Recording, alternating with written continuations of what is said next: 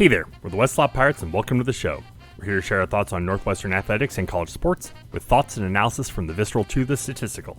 We run our tailgate with the red pirate flag flying high above, as we give no quarter, especially the fourth. I'm Sam Walter. I'm John Lacombe. And I'm Eric Scouspo. Well, in the interest of not starting things off on a downer after that game on Saturday, let's get into field hockey corner just right off the top. John.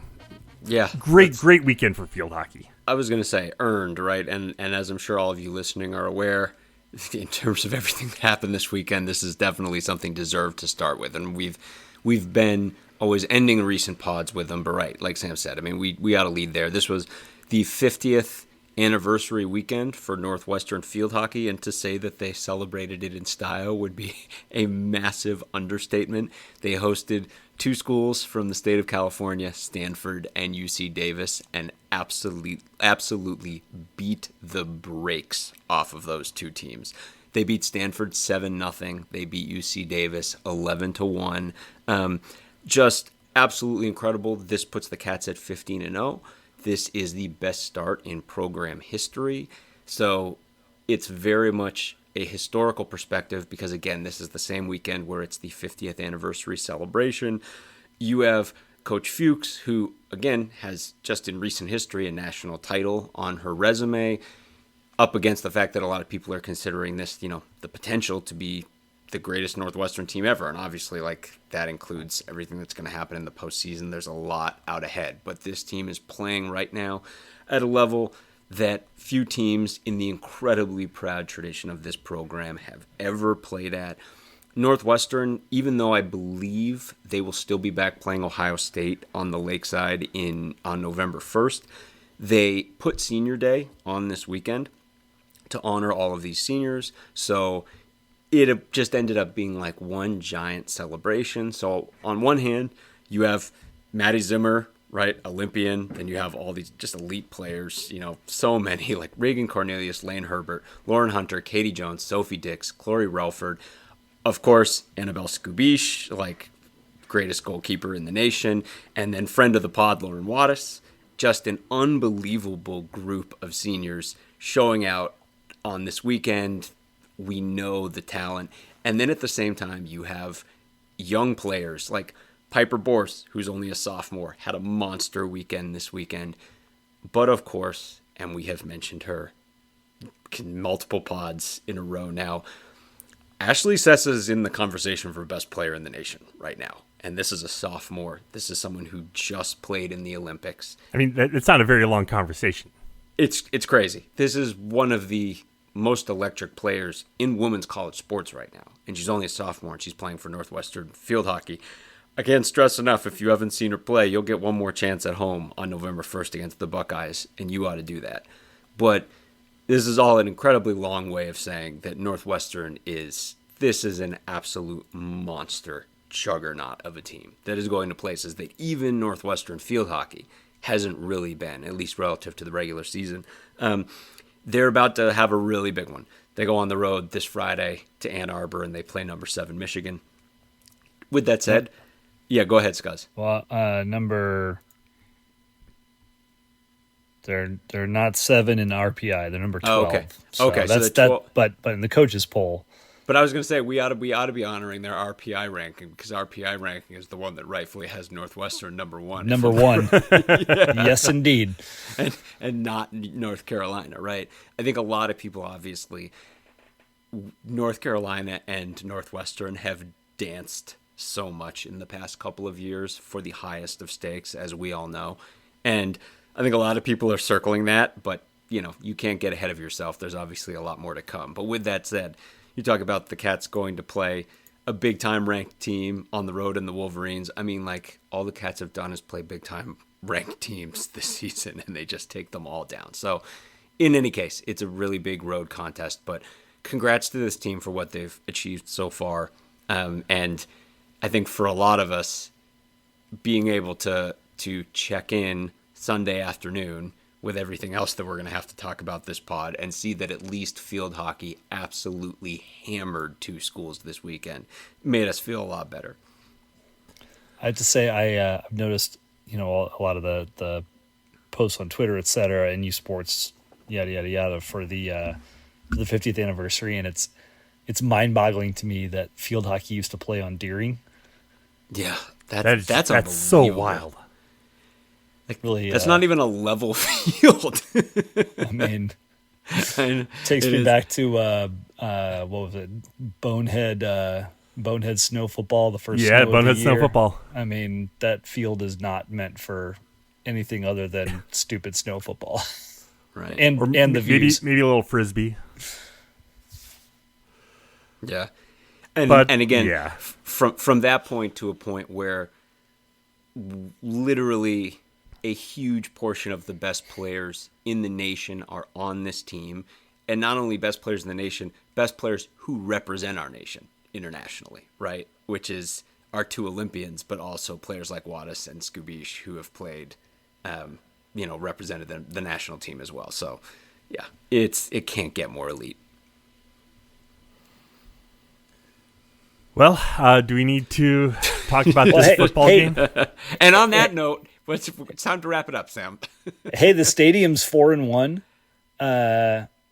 Ugly weather for the Duke game, and otherwise, like 4 picture perfect, incredible days. There's not a person I don't talk to, whether they're college football fans or not, that isn't wowed by what they see on TV. So yeah, I, you know, wrap it up, Sammy. No, yeah. I was going to say, I'm kind of glad you went there, though, because as long as we're spreading the good vibes, right? We were talking about this before the pod. We should shout out the Northwestern fans, right? Yeah, absolutely. Right Yeah, off the top. yeah, I mean, yeah. we were Call answered. hot. We were hot after the Indiana game at just the sea of red that came in there. And Northwestern fans showed up this game against Wisconsin. Yes, were there Badger fans? Yeah, there were, because there are visiting team sections. That is a thing that exists, and it did not feel like it was overrun. There were Badger fans, but it was not anywhere close to the atmosphere that was the Indiana game. So, great job, Northwestern Nation, for showing up. It was a full house. It was a lot of fun. Gorgeous day, the last opportunity to watch a game on the lake, and that's about all the time we have for tonight. Well, real quick, I want to shout out a couple of things, because I think we talked about this before the pod. Wisconsin's in a different spot than Indiana, and Northwestern was in a different spot coming into this game. Now, there might be some folks upset with us because of what they watched or endured on Saturday. And look, I'm here to tell you that your loyalty should not wane week to week based on the results. And at the same time, we were able to help, I don't know, probably 12 or 14 people connect up with those who had extra tickets. And thank you to those who reached out to us. We weren't able to help everybody in time before people sold them to others, etc. But, we want to put our energy where our mouth is and help on that front where we can. So, Wrigley is not a thing we're going to be able to help with much in that vein. But as we go towards next year, etc. We'll be raising that banner again. But again, thank you to those who reached out, both in need and in need of a ticket, and those who are looking to sell, and for letting us help you. I know that probably required a little bit more time and patience than just popping them up on StubHub, but appreciate you for that. And then I also want to. I made a quip on the last podcast about Northwestern just reselling tickets by placing on the StubHub. And to be fair, I called it back and I said, hey, let's just act as if that's the case. But we had someone who reached out concerned the tickets they've donated back to the university in the past could be getting resold. And I really don't believe that's happening. We're going to ask some folks to just get a little bit more clarity on what options season ticket holders do have if they can't make a game, etc. But I felt like I needed to say a little mea culpa on that front, because I was a little hot last week about the whole thing and said some stuff that alluded to some things that probably weren't quite true or quite accurate. Absolutely. And kind of on the back of that too, let's mention the tailgate. Sam and I were there, and it was awesome once again. And It's funny. We put up a picture of the church. I feel like I should know the name of this church, but it's the one right by the parking lot that we tailgate in, and we got the photo of the flag, the church, with the flag in the foreground, the flags in the foreground, and it really hammered home just like how special this is that we're tailgating right in the middle of campus, right? And it's amazing. Like, I was almost wistful that this season, this amazing thing has already come and gone. And it was such a great tailgate scene for all of those games. It was so cool. Shouts to Kristen Carcello and all the parents' families and everyone that we were able to kind of hook up with to be a part of this whole setup that they all had and everything. But we all just had a blast. It was such a special thing right across from Tech, right on Sheridan Road. And we're already kind of looking ahead to how it's already going to have to be a whole year until we get to do it again. But this was a really special thing. And like Scuzz said, I mean, in terms of the atmosphere and what this temporary stadium and the ability to tailgate in the middle of the campus brought to all of us, like, that part of the experience is undefeated. And I think we'll always remember it. Seabury Hall, if you're looking for the name of that building, which is part Thank you. The former Seabury Western Theological Seminary. Perfect. Thank you. But yeah, so we've beaten around the bush. Hey, let's be honest. That was a brutal game. That was a bad game of football. We've seen some spots of bad execution this year against Duke in particular. Some rough spots against Washington. This was not a margins game like Indiana. This was not a game that we could have or should have won, but some bad execution like Duke. This was just a catastrophe across the board, and it frankly didn't deserve top billing. Yeah. No, absolutely didn't. Yeah. But yeah, I mean, 23-3 was the final, and it was just a slog of, like, even before everything kind of fell apart. In the first half, it was just a slog. I mean, no score in the first quarter. The 7 points, with less than a minute to go in the half, and the turnover and the quick score for them to go up 14-0. But, like, points were not coming for either team. I mean, like, we were talking after the game, and for everything that wasn't working great for the Cats, I mean, it's not like Wisconsin was putting on a clinic on their end as well. We were talking before the game.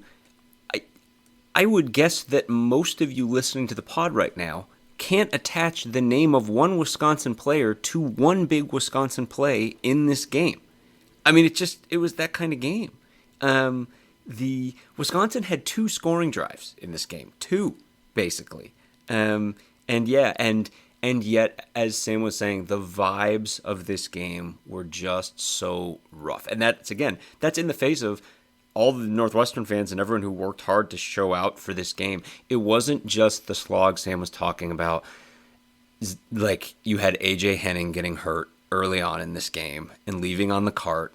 And then you see Xander get hurt too. He goes into the tent for a long time. He comes out, but he has a serious limp. And suddenly we're looking at the possibility of 2 of the lions of our team missing extended time. So we're all feeling really bad for those guys.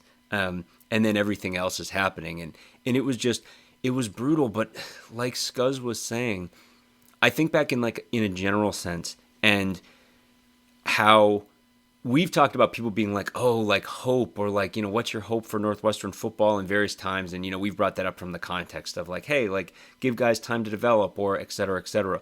But it's funny because a lot of the time those discussions are framed in terms of like, well, now what do you think Northwestern's record is going to be? Now what do you think Northwestern's record is going to be? I couldn't have less of an idea now. And it's like, you have the instinct after a game like this to be like, well, we're not going to win another game. But that's not the true feeling, is it? The true feeling is, I have no idea. Is our offense going to show up against Iowa? Keep in mind, they gave Indiana a game roughly 10 times better than Nebraska gave Indiana, okay? Indiana lit Nebraska on fire. And that's with Curtis Rourke not even playing the entire second half of the game. Meanwhile, Northwestern was in the game 56-7 for any of y'all who didn't see that score line. 7. 56-7. Meanwhile, with 11 minutes left in our game against the Hoosiers, we were down 3, okay? And then, on the backs of that, blew the doors off Maryland. But then, like Scuzz said, then you have Duke, Washington, Wisconsin. There are games where like the offense just doesn't show up. Yeah. Well, and I think what is so maddening about this Wisconsin game is it comes off of a Maryland game where we finally saw the pieces clicking. We saw the deep passes. We saw the effectiveness in the run. We saw the complementary football that is the term du jour in the sport right now that Braun loves to talk about, with the defense, aiding the offense, etc. We saw Lausch developing, and then just an absolute total setback against a Wisconsin team that I think is coming to the end of their own. Certainly plays strong defense, but this is not a top 5 Big Ten defense. This is a team that got blown out by USC, who lost to Wisconsin on Saturday, who lost to Maryland on Saturday. Like the Big Ten is topsy-turvy right now, and I don't say that as an excuse. It's just, to your point, John, if we don't know, it is a ping pong ball right now. It's a bowl of ping pong balls. It's crazy right now, and the Northwestern not quote unquote showing up, or not bringing the execution. We said at the beginning of the year, this team does not have the talent to be making stupid penalties, to be making stupid play calls inside of their own 5-yard line and turning the ball over. Like, they don't have the talent to do that. We say this every flipping year. If Northwestern makes these kind of mistakes, they're going to lose games. And We saw it with Duke, we saw it with Washington, and now we've seen it with Wisconsin. And so this is not like this team is a yo-yo. It's a ping pong ball. It's bouncing up and down like crazy right now. And I desperately wish it would stop and we could have a week to week stable platform to think about and build off of, but it's just not how the thing works right now, and the injuries are not helping. But it doesn't mean we can't still win 2 or 3 games on our schedule. That's the crazy part. And as horrible as we looked, we conceivably could win 4 more games. Are we going to? No, I don't believe that. But could we conceivably win 4 more games? 100%. I know, it's what's so ridiculous, and that's the thing, because there are a ton of people listening to this being like, what are you talking about winning that more? And it's like, Scuzz is saying we have no flippin' idea. If you just tell me that the offense is going to even remotely show up against Iowa, I'm going to be like, we're in this game. Here, let's play this game. Let's play this game. Anybody who's listening, if you think we're batshit crazy right now, show us your bingo card where you had Indiana winning by 50, Wisconsin pummeling Northwestern by 20, Illinois upsetting Michigan, UCLA winning at Rutgers, which is preposterous, Maryland holding on against USC at home, and then Michigan State mopping the floor with Iowa. Show us that was your bingo card going into last weekend. This conference is drunk. Well, that's the thing too, is there's a huge spread in the Iowa game, and we're not here to sell you any roses on that, but just know, if it's 2 weeks ago, everyone would be like, well, look at Iowa and Northwestern, 2 teams that are red hot. Northwestern just mopped the floor with Maryland, and Iowa just mopped the floor with Washington. And now it's 2 teams that got smoked. Iowa got manhandled by Michigan State, frankly, in that game, and we know how the Wisconsin game. Another team that Maryland beat, I might add. Right. Yeah. Right. So it's Scuzz is right. It's all over the place. But the point is this: if Northwestern shows up and plays like they played against Maryland, they can beat every team left on their schedule, save Ohio State. That's not hyperbole. That's not me talking crazy. That's just truth. Are they going to show up and play to that level every week? Probably not. That's generally not how it works. If we show up like we did against Wisconsin, we're going to lose all 5 games, including to Purdue. That's just it's a wide flipping range of options right now, and we just don't know. And everyone who's like, oh, well, Michigan, what about Michigan? Yeah, Michigan cannot throw the ball at all. Right. And I mean, it's all a mess. I mean, but again, I know this is not salve on the wound to any of you who just had to endure the offensive performance that we all had to endure. And I mean, it's like we've been going through, and basically the just discussing like what went wrong. Basically everything. Everything, yeah. The one thing that I would caution you to say, and I feel like this is a little bit of a broken record because we've talked about kind of some of this stuff before. You obviously know that Northwestern was very green in the interior line of this game, right? You had Anthony Bursup really playing more in one game than he's ever played before. You had Cooper Lovelace leave this game and true freshman Mo Aratakai come in and play a bunch of this game, and then I think Lovelace came back in. And you had Jackson Carcello, who even at this point does not have a huge amount of starts at center under his belt. I would caution anyone against believing that because of those things, Northwestern was manhandled in the interior on run plays in this game. That's not the case. Not how it went down. Now, are you saying you're saying there weren't problems? Oh, there were problems. But it's execution related stuff. It's the same kind of stuff we've drummed home. Northwestern had, I mean, where do you want to start? Like, Northwestern had 6 penalties in this game. Almost every one of those penalties was absolutely brutal. One of them extended one of Wisconsin's only 2 scoring drives of the game in a situation where Wisconsin, who was 4 of 12 on third down in this game, would have been facing a 3rd and 9, well away from the end zone, okay? One of them took us from the 2-yard line, from the Wisconsin 2-yard line to the Wisconsin 7-yard line. One of them was a hold that directly preceded a safety, and one of them was a false start that directly preceded a strip sack that directly led to a Wisconsin touchdown. It couldn't have been more brutal. These penalties were absolutely crippling plays, but it's not just that. It's everything. We were looking, Lausch is 9 for 24 in this game. You want me to improve that line with the snap of my fingers? Here you go. If his 3 primary receivers this season don't each drop a gimme pass, and he doesn't miss a wide open receiver going into the end zone, wide open, he's 13 of 24 for 130 yards and a touchdown in a game where that difference is titanic. Again, take your pick. Everything that could go wrong went wrong. And I suppose like this is as good of a time as any because a lot of people have been screaming for us to talk about this. A lot of people were screaming for us to talk about this during the game. We heard about it and then, we addressed it on Twitter. There was an absolutely brutal play call in this game that, I wouldn't say it flipped the game, but in a game where points were at a premium, it was a massive differentiator in the game. And we talked about it on Twitter. We talked about it during the game. Certainly everyone was talking about it during the game. I wouldn't call it a trend, but one of the things that we brought up when we brought it up on Twitter is it's really important to evaluate this as if you were talking about, let's say, a quarterback. Because we, notably, made a quarterback, like we've always framed the quarterback situation since Northwestern made the change from the perspective of everything good about Jack Lausch and all the hope and the need for Northwestern to develop a quarterback.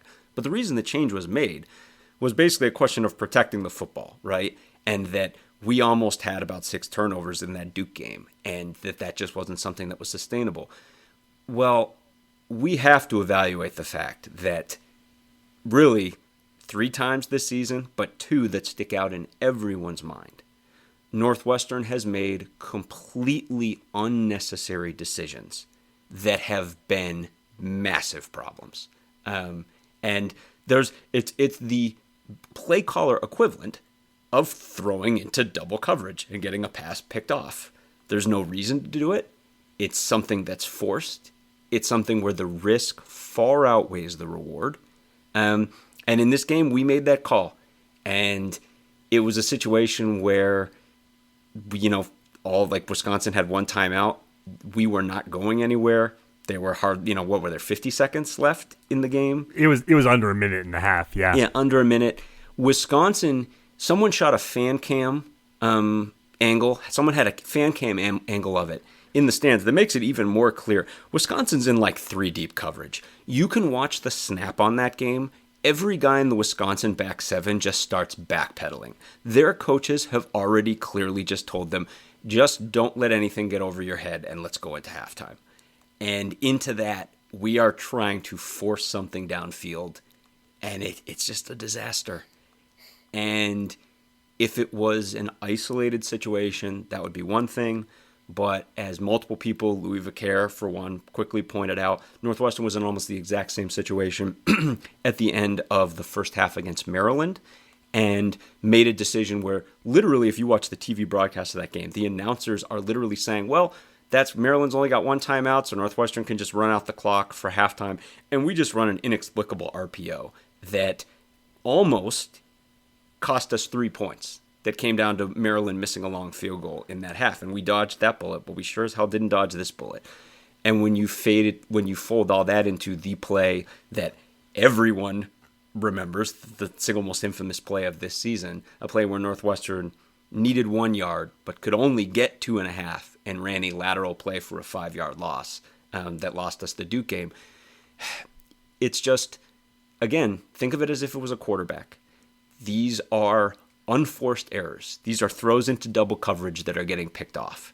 And if you're going to hold your players to that standard, you have to hold the play caller to the standard too. And again, we have a whole wing of our fandom, of our fan base, of our listener base, who just wants us to go at Lujan every week. They're just like, you guys are going easy on him. You're Pollyanna about him. He's turning a blah, blah, blah.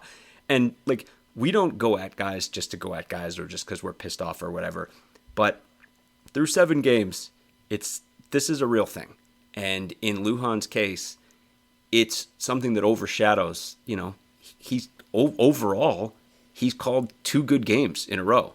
Should I say, he was okay in Wisconsin, and we'll go over that. But this is coming off a pretty good set of play calls against Maryland, and low-key, a very good game plan against Indiana. But I don't know.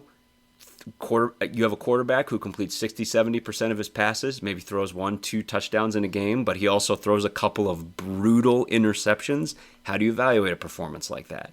And I think it's only fair that it needed to be addressed. I think what's so hard is that it's just not what we expected to see this offense look like. And I don't mean in terms of success. This means in terms of construction. Yeah. But a much more pass-heavy scheme than certainly I expected, given the personnel. They've really struggled to run the ball at the point of attack. And some of that certainly is Cam Porter's injury. Some of that is the injuries in the interior of the offensive line. A lot of people have called out that at South Dakota, they were using tight ends like crazy, and we're just not seeing that at Northwestern, which might be a reflection of the wide receiver talent that we have, but also might be a reflection on how Lujan sees the tight ends on the roster fitting into a scheme. I don't know. I don't have an opinion one way or another. I'm just making some guesses right now. But whatever it is, it's not working. It's not working. And I like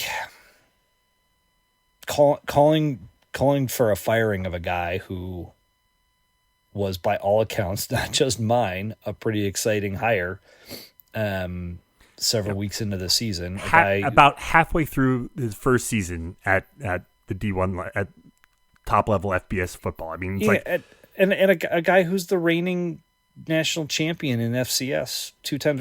This is not on the order of. And I think it's important to say this out loud. This is not on the order of Jim O'Neill, who had never been successful anywhere but for like one weird season in Cleveland. This is not the same thing, and it is. We were cautiously optimistic about Bajakian, maybe even optimistic about Bajakian and what he could do differently from McMcCall. And that first year maybe set some unrealistic expectations that he could never live up to. After all, the Bajakian experience made me feel kind of bad for some of the stuff we said about Mick McCall, and this year is making me feel bad for some of the stuff we said about Mike Bajakian. I don't think it makes either one of them about Utah offensive Yeah, coordinator. Utah Yeah, OC, Mike Pacheco. I don't think it makes, I don't think it changes things that were problems in the past, but this remains a just massive bugaboo for this program, and we've seen this elsewhere. We've seen other programs that have struggled to figure out and execute an identity shift. And again, I'm not trying to make excuses. I just like this is just Yeah, looking at the tea leaves and saying like, God, we still can't figure this out, and I don't know why. And well, I like ultimately, no matter what it is, no matter like,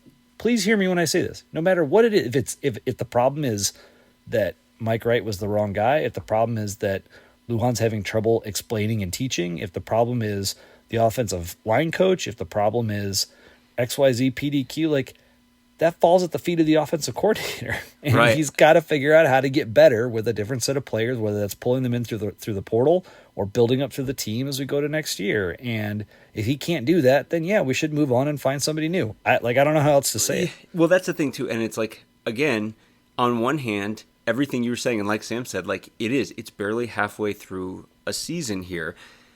On the other hand, I totally like understand. Again, it occurred to me that you mentioned Bajakian. If you go back to Mick McCall, it occurred to me that if without all the context of what we're talking about right now with Lujan, I just went to you, any of you listening, and I asked you, what was your least favorite play of the Mick McCall era? You would reply to that question with a generalization.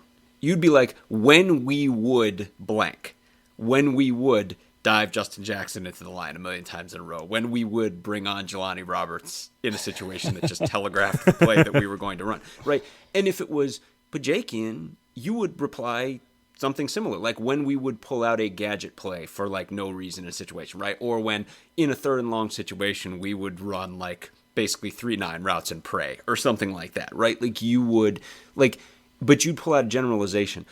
In the case of Lujan, though, because of the combination of massive unnecessary risk in the face of little reward, if I ask you that question, you all have very specific answers to that question. And I totally get that for anyone who has that and also looks at the overall stats in a game like this game, the pitchforks are going to be out in a situation like that. And we are not here to stand in everyone's way because those things remain incredibly true. The thing I wanted to talk about, like relative to this game in particular, because I said, go ahead. Just one thing to build on what you're just saying, because I think the biggest problem right now and why it's so fraught with Lujan is it's the high leverage situation. So it's these high risk situations with little reward that you're talking about. It's also the goal to go situations, right? Yeah. So I think by my rough count, we're at like 9 goal to go situations, 3 touchdowns, 2 field goals, a missed field goal, a turnover, and 2 that we didn't score on at all. And it's worth pointing out that Fitz was a pretty conservative coach, and until much later in his career at Northwestern, he didn't go for it on 4th down much. And there's those times that we were within scoring within the 3-yard line, 5-yard line, and did not get any points, sting mightily. In large part because they lost us the Duke game, and to see that stuff continue to pop up is maddening, absolutely maddening, especially for a guy that's supposed to be elevating our offense. And it's the part that feels kind of most galling. If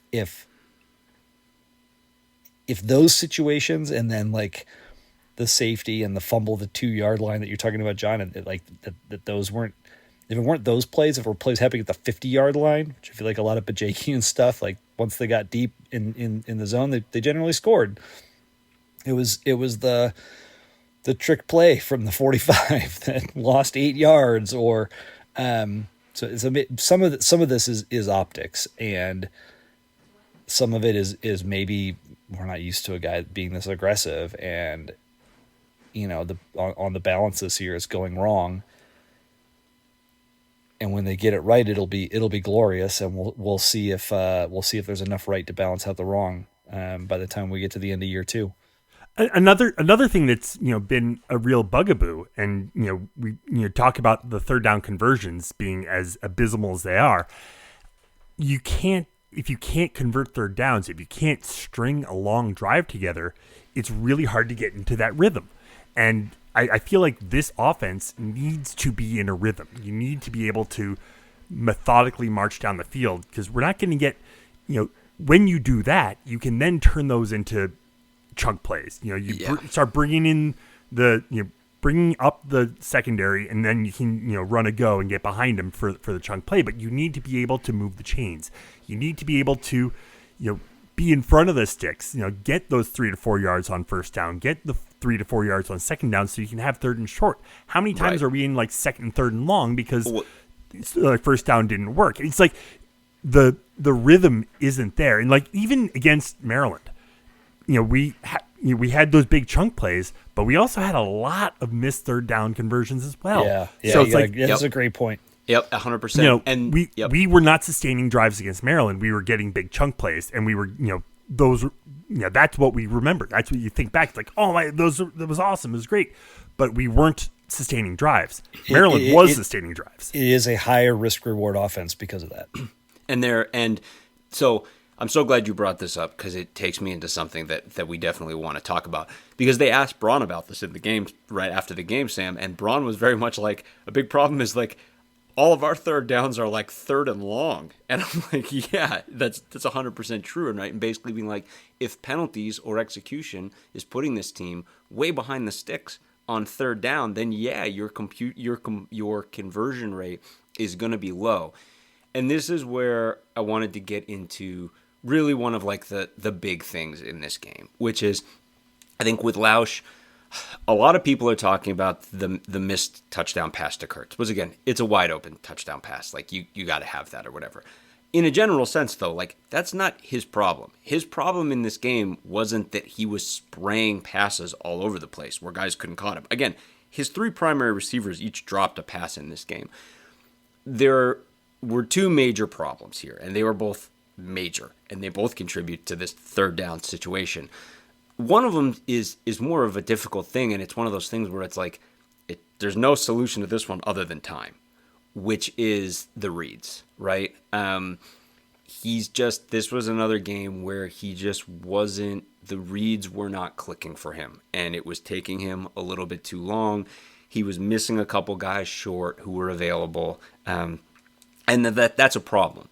But there's no easy fix to that, okay? Like, that's a problem where, like, that's going to come with time. You have to keep working. Again, it's the growing pain stuff that we talk about. And it's where you have to step back and be like, look, prior to this, like, he's been on an upward trajectory. And he's thrown, like, this Maryland game was a great game for him. He had, a very solid game against Indiana. It's rough, but like, you have to give that a chance to come with time. Wisconsin covered pretty well in this game. It did not help that Henning got out, because after that, they basically just swarmed Kurtz, because they were like, "Here, we know where you're going. You're going to go to Kurtz." And on top of that, Kurtz is coming on and off the field. He's banged up the entire game. But then there's the other problem that was the really big problem. This was truly when I went back and watched the film in this game, it was just a head-slapping problem. And not unlike how we talked about the Washington game. All you can say is Jack Lausch has an entire week to look at the tape of this and see what it is that he has to see on the tape here. And basically the short of it is, and this is like added to the giant pile of maddening things about this football game, Wisconsin did not have a great defensive game plan for this game. And I know that might seem like crying over spilt milk, but keep in mind, after the Washington game, we very much lauded Steve Belichick's game plan. It was awesome. They were basically like, we're going to spy Lausch. We think he doesn't want to run, so we're not going to rush that many guys.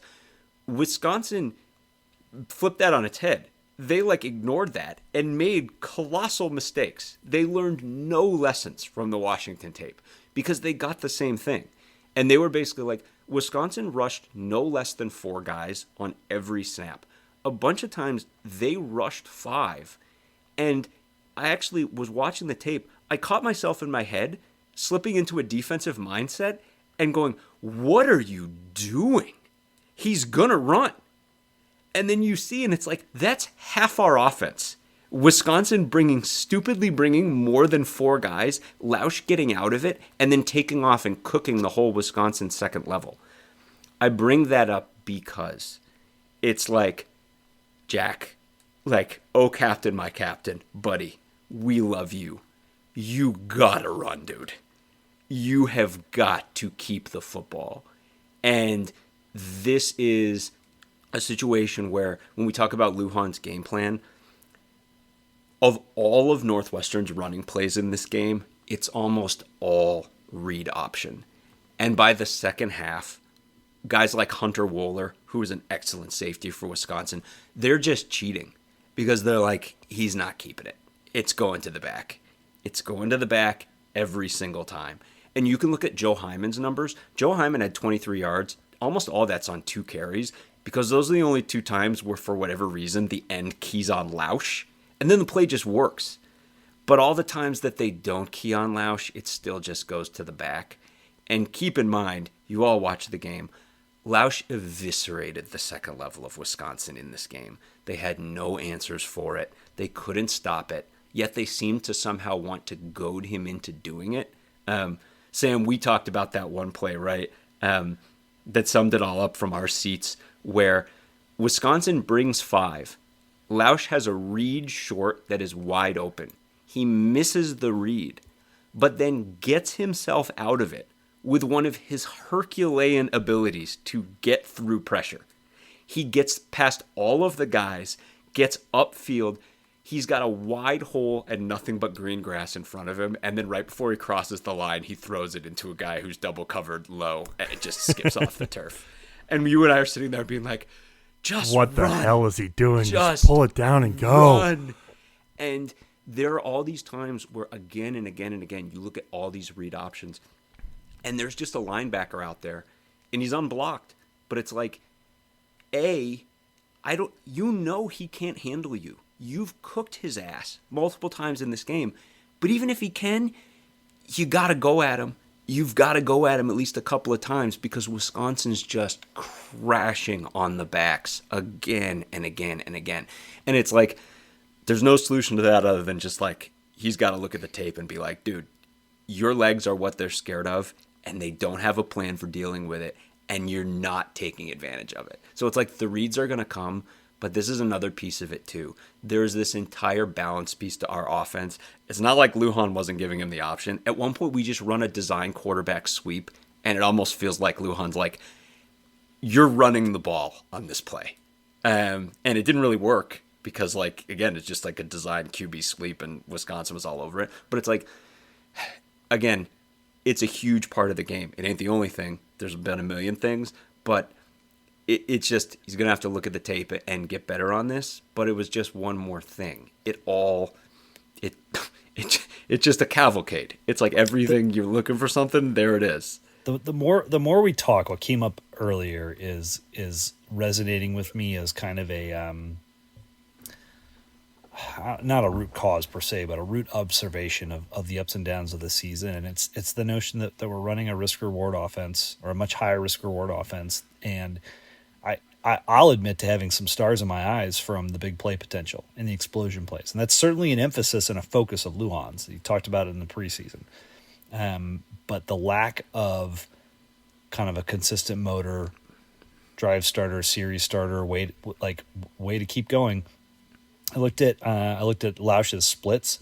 2/3 of the third downs in which he's attempted a pass on have been 3rd and 6 or longer. Right.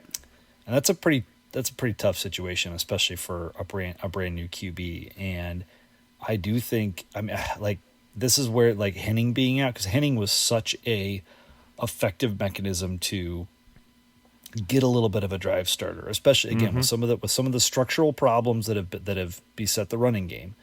This was, the little screens, the little outs or whatnot to Henning. He's fast enough to turn those into 5-yard plays. They don't have to be 3 yards to the edge. They could be 5 or 6, etc. Right? That those are an effective way to get things moving at the beginning of a drive or the beginning of a series. And I'm assuming we're not going to see him on Saturday against Iowa.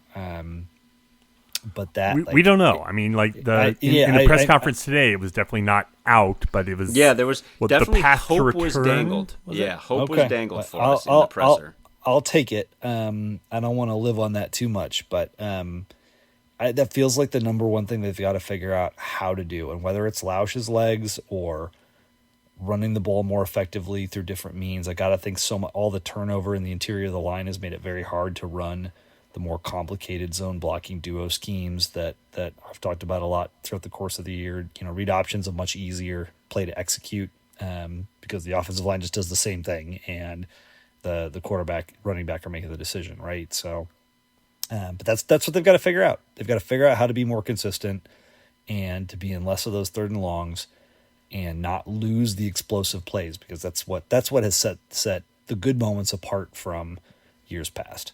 Right. Yeah. And again, I want to reiterate too, relative to the interior of the offensive line. I mean, you can look at the stats and be like, you all know what an absolutely horrific running day looks like. You're a Northwestern fan. You have a proud history of those. This wasn't one of those. Okay. So when you factor in like all of these changes in the interior of the offensive line, with a little bit of proper balance attached to this offense would have run the ball even better in this game, and it probably would have made a better difference. And when I say balance, I mean like balance within the plays. The option is built to provide the balance, but we were bringing no balance to that, and that's something that Lausch is going to get better at. Another thing too, like relative to the Nick Herzog piece, which is a question, right? Again, like we don't have specific information for you here, but you can apply common sense, right? Nick Herzog looked really good in week 1 of this season against Miami of Ohio. If we're putting in a true freshman, Mo Radakai, instead of him in a situation in this game, that means Nick Herzog's not ready to go. Like, apply common sense, right? I mean, it's he's not getting on field because he's clearly like physically not ready to go. Otherwise, we wouldn't be playing a true freshman over a guy who looked really good in week 1, right? So it's a banged up unit.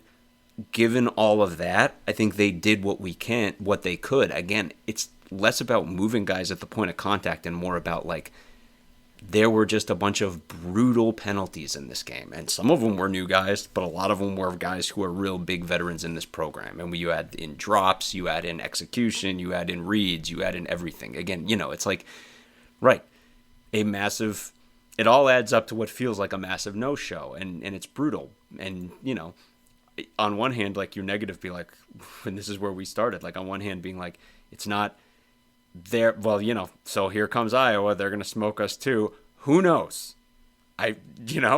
Like maybe, or maybe the same thing that happened against Maryland happens and we just like get it all together. I don't know. Like, but I don't blame anyone who is like feeling doom and gloom right now. Just hope that the team can get it together. So are we ready to turn the page? I feel really bad. We haven't talked defense, and we mentioned it in broad strokes, but let's at least mention a couple things, right? The main guy I want to highlight is Grayson Metz. This is a guy who hasn't really played this season, right? He mainly plays on special teams. You see you started the season at the other linebacker spot with Mac Uline and Braden Bruss rotating, and then Uline basically locked that position down. But at the other linebacker position, you have the greatest linebacker in the Big Ten. Like, you ain't rotating anyone in with him. So Metz hasn't gotten a lot of reps. Xander went down and Metz came in, and he was really good. Props to him. Absolutely got thrown into the fire.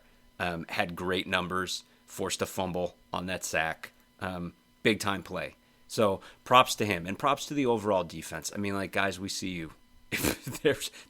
You guys got absolutely no help. You battled. You only gave up 2 scoring drives. There is definitely a lens with a little bit more offense, Northwestern could have won this game 17-14 with even just a few things going better. And they didn't get that. But again, defense, sorry for you guys. You put in a good shift. I mean, you deserve better.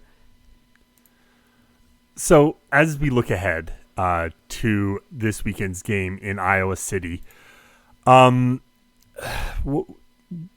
What do we make? Like, I just don't know what to make of Iowa. They're going to run the ball. I mean, we know that's what they do. Is their passing game gotten any better? No, it's not. In no way. So, oh my God, against Michigan State, like, it was Cade McNamara, who we know was once a reasonable quarterback. 11 of 23 for 150 yards, 1 TD, and 1 pick in a losing effort. That's bad. Right. That's bad. And interviewed after at his post-game press conference, when asked if they ever considered putting in Brendan Sullivan, Kirk Ferentz was like, "Nah, we never thought about doing that." Yeah.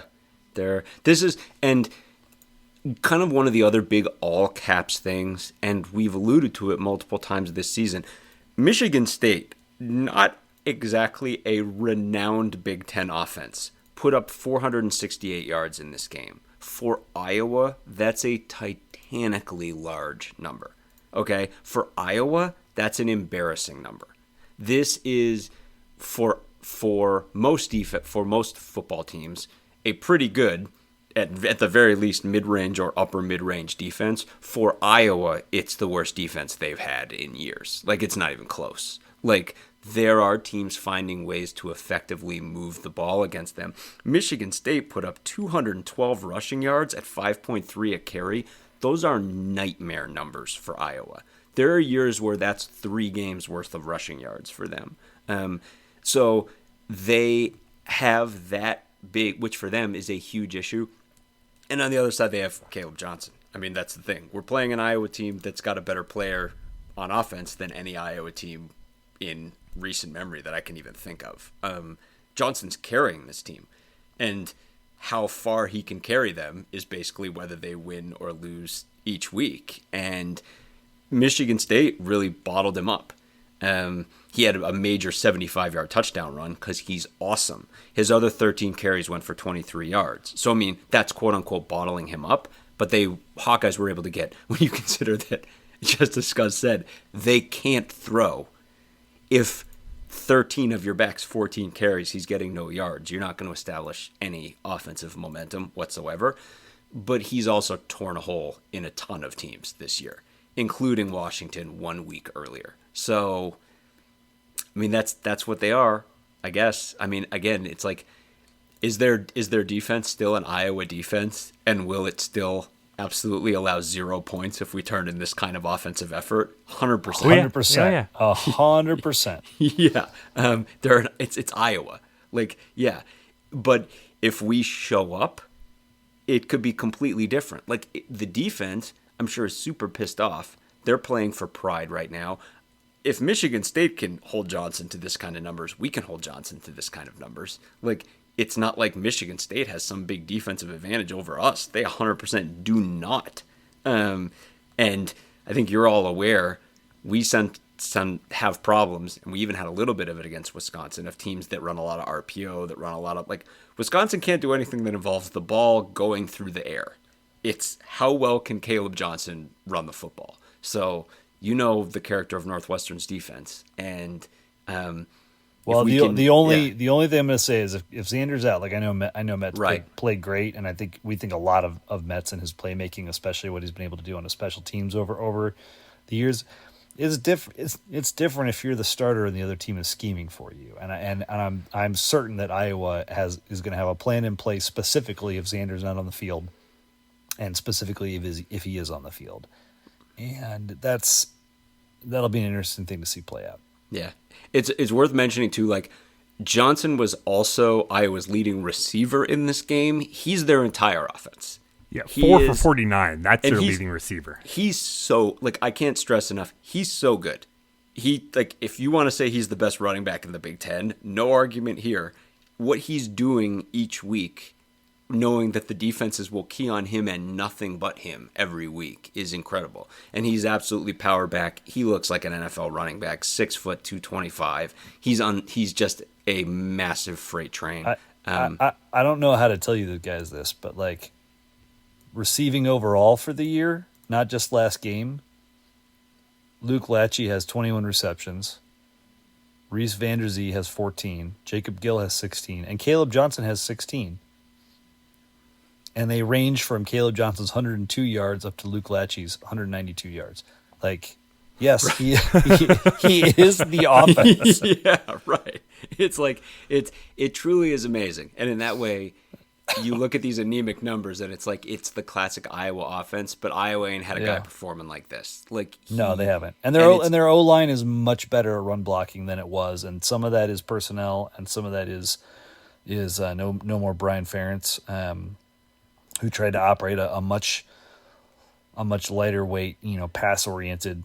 I was going to say, has their O-line eaten a few cheeseburgers? Yes, definitely. It was incoherent what he was trying to do with that O-line. So their foundation on offense is a lot stronger, but it's not producing dramatically different results. Right. And again, you look and you're like, yeah, but like the line on this game right now is huge. It's 14 points. Props to Iowa. I mean, they get this game in Kinnick, which that plays a factor for sure, especially for an execution. But if you're like, yeah, well, if like look what we did against Wisconsin, you think we're going to be doing? Wisconsin didn't have a heck of a lot to do with a lot of that. Wisconsin didn't make us drop all those passes. Wisconsin didn't make us commit all those penalties. Wisconsin didn't make us miss those reads, have those execution problems, right? Like, none of those things have much to do with the other defense. It's about whether or not we show up, right? And, ultimately, the kind of offense that we have take the field, I would assume, is going to dictate exactly what happens in this game, And again, if you're like, well, then we're screwed, I totally get the sentiment. It also is worth pointing out that, like, 3 of the past 4 games, Northwestern looked pretty darn good on offense. So, again, I don't know. I wish I could tell you, but I have absolutely no idea what we're going to bring there. Yeah, we're just going to have to wait and see for Saturday afternoon. Nice 2:30 kick for the Cats and the Hawkeyes. I should mention, too, relative to that game, I'm planning on going to Beer Miscuous for that one. I don't know if Sam's going to be able to make it, but I'm planning on being there. For those of you who came out, we had a great time watching the Maryland game at Beer Miscuous. So hopefully a bunch of you will turn out there again, and we'll have another good time watching this one. Have some good company anyway. If you or a loved one is seriously injured by someone else's negligence, hire Kent Simpson of the Simpson Law Group. After over a decade prosecuting murder cases in Chicago, Simpson opened his own firm focused on wrongful death and personal injury cases. He specializes in car, truck, motorcycle, boat, and other transportation accidents, as well as construction accidents, medical negligence, slip and falls, product liability, and more. Millions recovered for clients, no fee unless he wins. The Simpson Law Group, compassion, empathy, and vigorous advocacy. Go to simpsonlawgroup.com or call 312-332-2107 for a free consultation. And go Cats. Shall we quickly whip around the rest of the conference this past week? I mean, I kind of hammered on it later. I mean, this conference is drunk right now. Yeah, it is. Seriously. Absolutely. Starting off on Friday, Oregon 35, Purdue 0. Well, that we were still sober Friday night. Yes. Nobody started drinking until Saturday. And that one, it's hilarious to me that it remains to be seen, too, that Purdue has one of the very worst defenses in the entire country, if not the worst defense in major college football in the entire country. And their offense is absolutely horrific too, except for when they scored 40 points in the second half of the Illinois game, which is, again, to Scuzz's point, drunk conference. That's a lot more points than Michigan scored in an entire game against Illinois. Sure is. Exactly. We mentioned it earlier. Indiana 56, Nebraska 7. And look, this is like I say it's drunk, and I say the conference is drunk not because of these specific results, but just because of the whiplash that's happening with some of these teams. Ain't nobody out there that expected Indiana to win this game by 49 points. No. This was a statement of statements on both sides of the ball. Raiola threw three picks. IU, I mean, like, Kurt Signetti, we've known since like week 2. This dude is out for blood. He wants to score 1,000 points on everybody. His viciousness is just like on display week to week. I kind of love it, and I love it for all the IU faithful. I've been texting IU friends I haven't talked to in a couple of years. It's And the fact that it happened in Nebraska is like it over the weekend there was a lot of publicity for the upcoming Nebraska Ohio State game. And my dad was like, "Oh, what do you think of this game?" I was like, "Well, Dad, they lost by 49 to IU today." And he's like, "Oh, okay." It's like everybody's got to like just like everybody's a reflex when you think about Nebraska, and us too, as we thought they'd be decent this year. And yet they're still only ranked number 13 in the country. Yeah, and Rourke is being out Rourke for he missed the whole second half. Yeah, it's indefinite. The last I heard, Rourke is out indefinitely. Hopefully, he'll be back by the end of this. Before the season is over. But that's tough. They haven't beaten anybody, so you really you cannot put them higher than that ranking. Frankly, even though they might be better, like I mean, if they're that good, they're going to get there. Washington at Michigan State and then Michigan before. They'll be ranked against Ohio. They'll be ranked high against Ohio State if they win those 3 games. They might even be top 10. And people pointed out too that like they still beat the brakes off with Nebraska in the second half of this game without Rourke on the field. They outscored, and this is the thing too, where it's like Rourke is incredible. I think he's not only getting into the first round of the draft, but is probably going to rise through the first round of the draft because he's huge and has a cannon for an arm and has been nothing but awesome at 2 levels of FBS football. But even without him, we've hammered this the entire season. Indiana does nothing but execute all the time. They just play awesome football on both sides of the ball. They don't screw up. They play clean football, methodical, clean, vicious football, and they just deliver. And at some point, it's like, look, everyone else in this conference, to Scott's point, everyone else in this conference appears to be shit-faced and just screwing up all the time. And meanwhile, Indiana's just like a Swiss clock. So that just makes a huge difference. The other thing not to forget is that their backup quarterback is Taven Johnson, who was like a 4-star recruit who went to Tennessee and then transferred, played for this team most of last year and wasn't terrible. He wasn't great, but he wasn't terrible.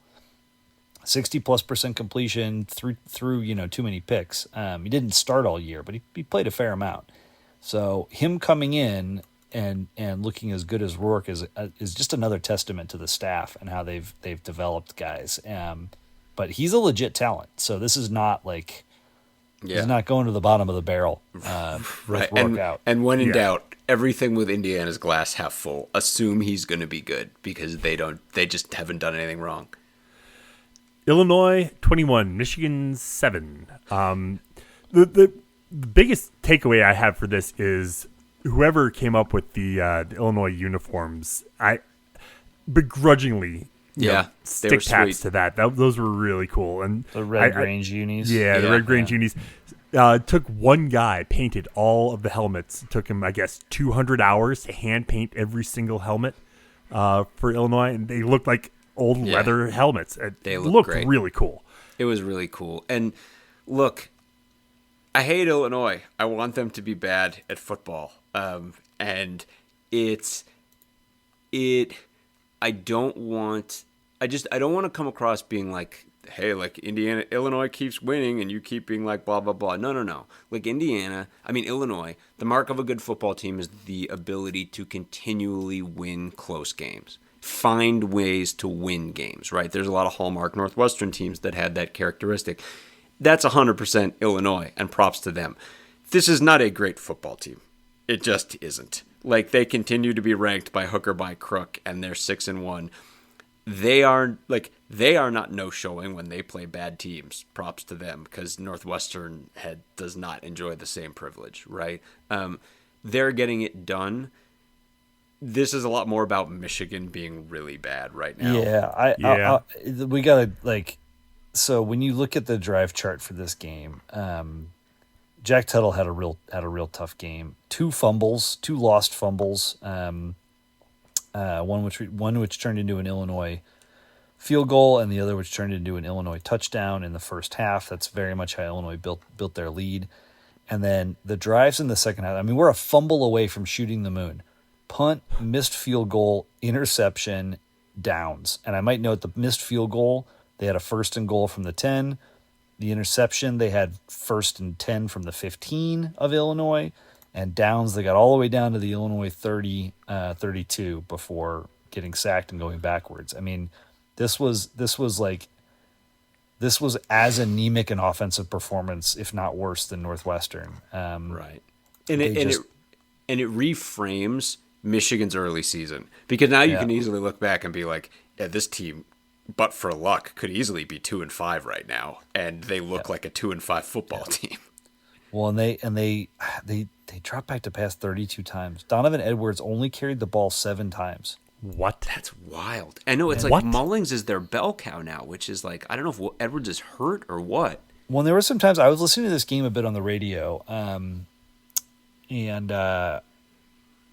there were even some times where they were putting Mullins and Edwards on the field at the same time, which sounds like a pretty great move to me, right? Like, yeah, really stretch paper, the defense, cause them to question keys and reads, all that other sort of stuff. And they just can't seem to. And I shouldn't say this was as anemic as Northwestern, because Tuttle threw for 208 yards. He was over 60% complete, so it wasn't like the worst possible game outside of his 3 turnovers. But man, they just look god awful. Illinois did just enough to win. Yeah, props to Illinois too. Props to Tara Edwards, erstwhile Northwestern Wildcat, who was really good in this game. Yeah. A lot of people were singing his praises after the game up front for Illinois.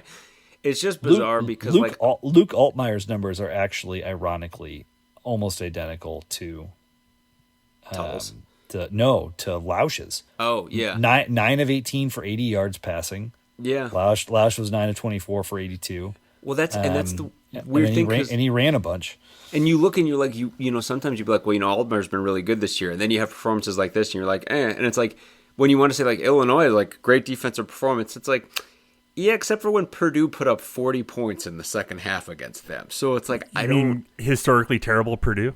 Yeah, right. So I don't know.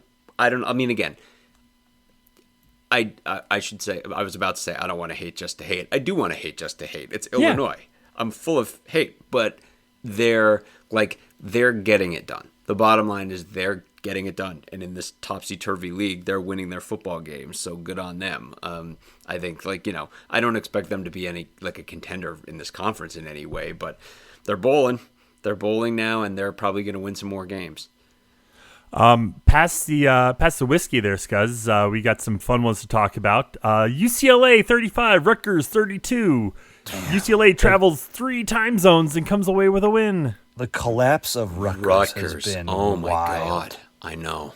And the one of the articles I read about, we don't follow Rutgers close enough to really clock this, but I guess they've had a lot of guys getting injured on defense the last couple of weeks. I mean, defense is supposed to be the hallmark of this team. This is Greg Schiano. This is what he does every year. They had a good defense last year and brought a ton of guys back, and they've given up a preposterous amount of points the last couple of games. They've just totally fallen off the wagon. It's brutal, yeah. And Monangai had a pretty good game in this game, but I remembered when we checked in watching the Wisconsin Rutgers game in the run up to this one, and I was just being stunned at how non-functioning of a football team they were. And this was a team that had a good start to the season. And yeah, injuries or not, we talked that if they were playing the way they played against Wisconsin, that 4-2 is going to turn into 4-8. Well, that looks only more true now. Maryland 29, Southern Cal 28. Sure, why not? Don't look now. Who has the same record as Northwestern? I know. USC. It's crazy too, because our friend Chris Giannini's LSU Tigers would be undefeated right now were it not for that USC loss. And if you flip the result of that game, USC's 2-5 right now, and as it is, they're 3-4 and 1-4 in the Big Ten. I mean, we're cruising toward Lincoln Riley getting fired right now if this continues. They blew a 14-point lead. Yeah, that's the part that's really crazy when you look at their games. And I there's a funny if you listen to the Ringer podcast, to Bill Simmons' podcast on the Ringer. especially when he talks about the NFL. He's been railing about win probability the last few weeks because they dared to put it on the TV. And he's like, this is the stupidest stat. And in the moment of a game, I agree it is a really stupid stat. Afterwards, it can be a little bit useful. Some of this is just because they're favored to win, right? But in their 4 losses, the Trojans' win probability has been really high, and then in the waning moments of the game, I guess with the exception of Michigan, where they were losing the majority of the game, but they have lost all these games against Minnesota, against Michigan, against Penn State, and against Maryland. They've lost it in the last 3 minutes. Yeah, they cannot finish a game. They cannot win a game right now.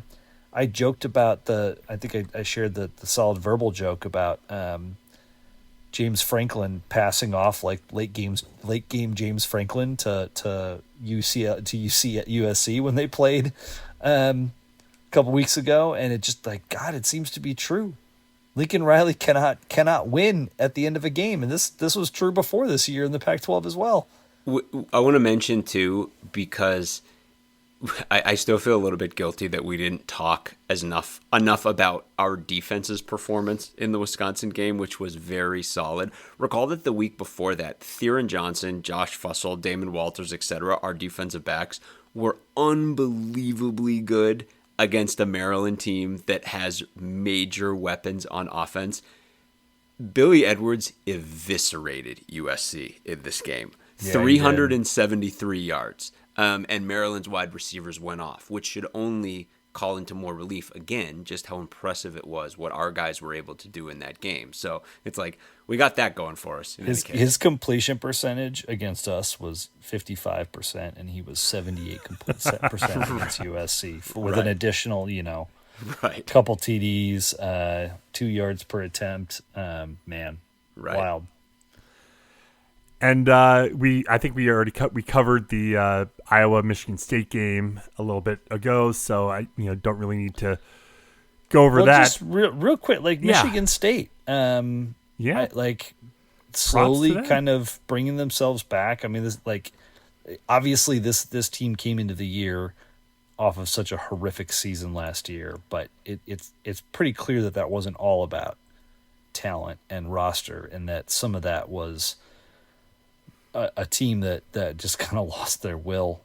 And this was, none of us saw that Iowa result coming. No one saw that coming. No, yeah. I mean, I quipped about them being able to hold Iowa in check, and I thought they might be able to keep it closer than anticipated. But I didn't think they would win. Certainly not, as convincingly as they did. They were up 25-14 until Iowa scored a TD with 7 minutes left, and then Michigan State turned right back around and put their boot on the throat. So this was a resounding victory, and their defense is becoming long. And Childs has got game. That's the thing. He's the ultimate. Moments. It's almost Halloween. That is the ultimate trick or treat guy. But as we said, he can win you a game on his back. If things are clicking. Real quick, any takeaways from elsewhere around the country last week? Well, Duck, I almost a bottle from the stands almost just hit me in the head. I didn't know you went to Texas. Yeah. ACC refs again giving game to Miami. Is that? Did we see that? Is that what happened? Did they? I don't know. It seemed like it was a back and forth game. I didn't catch any highlights, but I definitely saw a fair amount of buzz saying Miami bailed out by officiating yet again. It could be. I just know, I know Scuzz will agree with me on this one. I watched Game 5 of the WNBA Finals last night, and if you bring up refs, I just am going to start twitching because there ain't going to be no officiating that was as bad as that officiating. I'm just going to say that. So, but yeah, I think I did hear that. But at the same time, Miami's an exciting football team. They're a lot of fun. They're winning high scoring football games. They'll be fun when we get to the playoffs. And then Alabama, this is the DeBoer era in Alabama. Not exactly starting off with a flourish right now. I It's all right. I mean, I'm sure that the Alabama fans will take this very well. Oh yeah, no, just real calm, real level-headed, real rational thought process going on there. I'm sure. Yeah. Right. Can we go back briefly to the second half of the Miami-Louisville game? Yeah, absolutely. So halftime, Miami's up 24-17. And the second half goes like this. Miami touchdown, Louisville touchdown. Miami fumble, Louisville touchdown, 31-31. Miami touchdown, Louisville touchdown. Miami touchdown, Louisville punt. Miami touchdown, Louisville touchdown. Miami drive to finish the game. Wins 52-45. Wow. This is bananas. Yeah. I don't see a lot of opportunity in there for the refs to screw Louisville. There was a personal foul called after the onside kick on the left, but there was no time left. They were just going to kneel on it anyway. I don't know. I don't know where that might be coming from. So one of in terms of the other big things of the week, one of the great stories in college football right now is that Army and Navy are both ranked and that they're both undefeated, which is really, really awesome. It's especially awesome that Army, basically after 1 year away from it, returned to the purity of the option football. I mean, these are option football teams, which I love option football. It's so great. I will say this, though. As this has been building and the hype for this has been building, I've been searching for reasons why. They've just both played a ton of really crappy teams. I'm not trying to pour water on this. I love option football. Nothing makes me more happier than option football teams being ranked. But I think Notre Dame is about to be a rude awakening for one of these two teams. And it just you can look at the list of the teams that these teams have played, and it's we said this about Indiana early in the season. It's not like they're not taking care of business, but if either of them had played a major non-conference opponent, this would probably not be the hyped up situation that it is right now. You guys got any thoughts on the Big 12? Kind of what's going on top there? BYU playing pretty well? Nope. Don't care. Fair enough. Good for BYU. I will say, I am aware that BYU's quarterback is Jewish, and that's a really big thing.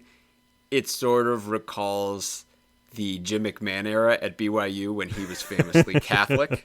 And then I remember whatever it was that their big game where he threw the big Hail Mary touchdown, and Lavelle Edwards quickly reminding everyone that it was the Mormon kicker who came in and kicked the points that actually won them the football game. And that's right. I remember that. So, but it's still pretty cool. I did attend classic Big 12 matchup between University of Cincinnati and Arizona State on Saturday. Oh, yeah. Classic Big 12 football. Big rivalry there, right? Yep. Yeah. UC smoked them. In large part because Arizona State's quarterback, whose name is escaping me, I forget where he's from, but he's out injured, and Jeff Sims is the backup. And that is Jeff Sims unbelievable. He didn't turn the ball over. There might have been a pick or something. There were no fumbles or anything from him, but their offense had a really difficult time throwing the ball against UC. Who is quarterbacked by Sorsby, who transferred from IU. So it's all connected. Oh, wow. All right. Turning our attention to this weekend around the Big Ten. Friday night, 10 o'clock p.m. Central on Fox. This is right after the baseball game, the World Series, Yankees-Dodgers. You got another classic New York, Southern California matchup, Rutgers, USC. We said before the year that we thought Rutgers was going to give USC a tough game, and I think that might still be true, but the context is so different. It's so ridiculous. I can only guarantee you one thing. If USC loses this game, Lincoln Riley's getting fired right after that. I don't think they're going to lose, though. I don't even know that 14 and a half is going to cover it. USC's got major problems right now. They still have a very dynamic offense. Rutgers is a non-working football team right now. The wheels totally fell off the wagon for them. And for USC, things are going really horribly right now, but they're still overall in a way better place than Rutgers is. Well, they've lost 3 games on the road and then a really tough game to Penn State at home. They should handle business here. Yeah. 11 a.m. Fox on Saturday, Nebraska at Ohio State. Here's reality. I continue to think Nebraska is a really talented football team, but they just no-show a lot of the time. It's like they have real execution problems, and I think Viola's stats are quite good, but I know. Yeah, they've had a couple, like that Illinois game was a real losing effort situation. Their record's not that bad. They only have 2 losses, but I know the wins just have not been. Well, and they had that. They barely beat Purdue. They right. barely beat Rutgers. They barely beat Colorado. They just did not look good in these games, and they've got 5 wins. They're going to get bowl eligible for the first time since before the Scott Frost era. I know. They're going to be fine, but it has not looked. It has not looked like the resurgence of the Nebraska brand that many, including us, thought might be coming this year. Right, and that's the thing is remember, Ohio State's defense is unbelievable. And Nebraska, if they just have execution problems, they're not going to score points in this game. They didn't score points against Indiana. They're not going to score points against Ohio State. So, the fact this is a 25.5-point line, I get it. They think Ohio State's going to score at least 30 and Nebraska's going to score none. You got Washington at Indiana. Indiana only a 6.5-point home favorite. I'm bummed that Rourke is going to be out for this game. Me too. Mainly just for the show. Those 2 guys are both really good quarterbacks, and they're going to put on a show. But man, if you like wide receivers, man, like Surratt and I'm blanking on his name right now, Denzel Boston. Yeah.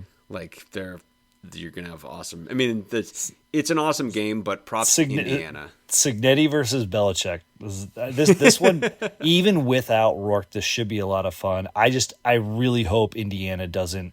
Game day is going to Bloomington. I love that. That's so cool. I really hope that because their quarterback has a thumb injury, it doesn't cause Indiana to fall flat. They've earned a win in this spotlight from the years of futility. I was going to say it brings to mind another time when game day went to a school the week after their quarterback had been injured. Takes me all the way back to 2010 in Wrigley, the game after the Dan Persa game. So yet another thing of we've mentioned this before, but we kind of feel like Indiana's been kindred spirits in a lot of ways. So it would be great if Rourke was back. But enjoy game day. To be fair, Northwestern was not 7-0 in that moment. Right. A lot of that was about Wrigley, but at the point taken.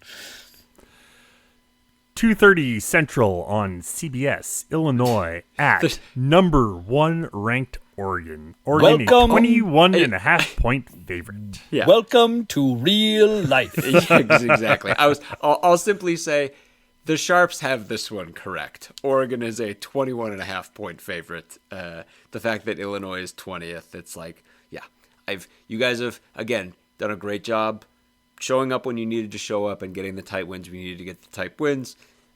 Take your thumping against Oregon, and then on you will go.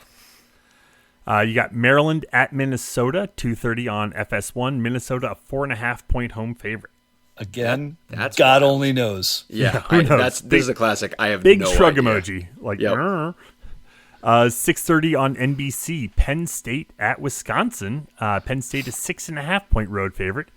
I guess this is when we find out if Wisconsin's for real or not. Right. Great point. I think this would be the litmus test. My instinct is that Wisconsin truthfully is down in the grade where Drew Aller can give you one of those performances that leave us all wondering when Drew Aller's really going to perform against a big defense. I think Drew Aller can have a big game against Wisconsin, which means Wisconsin which means Penn State can roll Wisconsin. Totally agree. And 6:30 also on Big Ten Network. Michigan State at Michigan. Michigan is a 5-point home favorite. Whoa, Nelly. At the start of this season, if you would have been like, Michigan State can easily win this football game, I would have been like, what is wrong with you? Well, I think easily is not an accurate word there, but that Michigan State can win this football game. Even in the conversation. Right, Yes. exactly. Yes. It's a 5-point spread at all. If Michigan, it's funny, let me really quickly, I need to Look, pull up. if Michigan State can hold Caleb Johnson in check, Doggy? he can hold Michigan. They can hold Michigan in reasonable check as well. And then, like, Will Johnson, the top cornerback for Michigan, was missing for a lot of the Illinois game, has a toe injury. Like, Michigan's defense is beat up. I just want everyone to know right now, I just looked this up. If Michigan beats Michigan State, they're probably going to need to beat us to bowl. They play Michigan State, then it's Oregon, Indiana, Northwestern, Ohio State. Wow. That's the finish of Michigan's schedule. So if Michigan loses to Michigan State, I don't think they're bowling. Damn. Yep. Wow. So that's where they are right now. It ain't great. Worst case scenario. Wild. Yep. Defense doesn't coalesce and they can't find a QB. It's exactly what Yep. the worst case we laid out. Yeah. Looking around the rest of the country real quick. Anything else kind of jumping out at you? Notre Dame Navy is. Hey, for anybody who's not doing anything Friday night, Boise at UNLV is going to be a really fun game. Ooh, yeah, that'll be cool. Watching It's late. It's late as hell. I mean, Yeah. again, it's not as late as Rutgers USC, but I'm guessing they didn't want to counter program against the World Series. Yeah. You know. Notre Dame against all teams not named NIU has been an awesome football team, and I mean, all respect to Navy, I just think that this is kind of where they run into the buzzsaw that they've avoided thus far. But I mean, still, like that's a big game. Watching option football. Texas at Vanderbilt. Yeah, let's go Vandy. Go get them. You mean number 25 Vanderbilt? Indeed, I do. That's right. It's just that this game, I was gonna say, like, this game has Quinn Ewers and Arch Manning, but damn it, it also has Diego Pavia, the crazy train that is that man. I cannot believe that they pulled Quinn before halftime and put in Arch, unless Quinn was hurt. Because Ewers went back in. Right. Yeah, exactly. Like unless they were like checking him out for something. I don't know. That's like just the weirdest thing that they did.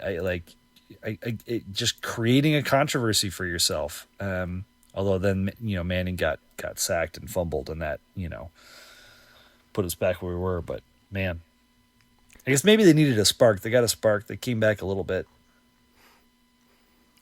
LSU, Texas A&M. Yeah. I mean, LSU Florida by State, hook or Florida by State, crook. Miami. Yeah. I mean, like, watch the bloodbath. Yeah. Yeah. The first game of the new Mike Bajakian era, Utah, Houston. Oh, Lord. Oh, boy. The spread on that one. Utah by 3, total 36.5. Sounds about right. That sounds like a Mike Bajakian offense. A Utah podcast reached out to us on Twitter and was like, "What are your thoughts?" And we were just have you stopped laughing? No response. Basically, on you go. Yep. Good, that's okay. Good. Go on. Go on, Utah. Duke is playing a ranked SMU team. If Duke pulls this out, Duke's going to be 7-1. So that's not nothing. That's a pretty sweet ranked SMU team. So we'll see. Right. Big 12 matchup: Cincinnati at Colorado. It's classic. Brandon Sorsby versus Shedeur Sanders. Anything else to mention before we get out of here tonight? I mean, kind of covered a lot here, and I just it's a frustrating season for us NU fans, right, for sure. We hoped that We hope that this could be the year that we built on success and shot for bowl eligibility. It is a stretch to imagine us winning 3 more games, but at the same time, it's not impossible. And also, real talk, like, this was not unexpected. Like, we went into the season thinking if things go well, yeah, we could see a ton of wins on this game, on this slate. If things go poorly, we could see a ton of losses on this slate. Things have gone more poorly than great, but the season's not over. Especially with the injuries piling up. That's the thing that gives me the most angst. I mean, we were excited about, the type of leadership and playmaking that Mike Wright would bring to this team. And we, obviously shifted in a different direction. And I think we're not in like 2025 development territory yet, but it feels like that's something that we're all going to be starting to track in the back of our minds as we go forward. But there's still a lot for Northwestern to play for. As frustrating as it's been, as painful as it's been, there's so much for us to play for, and let's not lose sight of that. If we were to win this game, and this is again, it's like if we were to show up and we were to pull out this win somehow, the meaning for it within the context of this season would be huge. Remember, we still have Purdue on our schedule, and we're going to be the number 1 APR team in any line of any kind. So, finding some win somewhere other than the Purdue game is really big. It's that maddening inconsistency. But if the team that arrived in the Maryland game can arrive in Iowa City, why not? Anything else to mention before we go? No. Hoops coming. Hoops coming. Yeah. A few weeks away. I'll just throw this out there now. Something we did this off season. We got a couple of pair of Westlaw Pirate tickets for hoops. So we're not going to be at all the games by any stretch. But we're thinking about how we can do some promotions and offer up some opportunities to win our tickets, for lack of a better way to put it, for a couple of games here and there. So keep your eyes peeled as we get closer and closer to November and tip off for the season. With that, we'll go ahead and leave it there for tonight. Head to our website, westlawpirates.com, where you can leave comments and questions. Find us on Facebook, Twitter, Instagram, and YouTube at Westlaw Pirates. And you can always email the show, westlawpirates@gmail.com. Tune in next time as we give our visceral and statistical views on Northwestern athletics, and look for us in the West Tech lot flying the red pirate flag, because we give no quarter, especially the fourth. For John Lacombe and Eric Scalzo, I'm Sam Walter. Thanks so much for listening. We'll see you next time.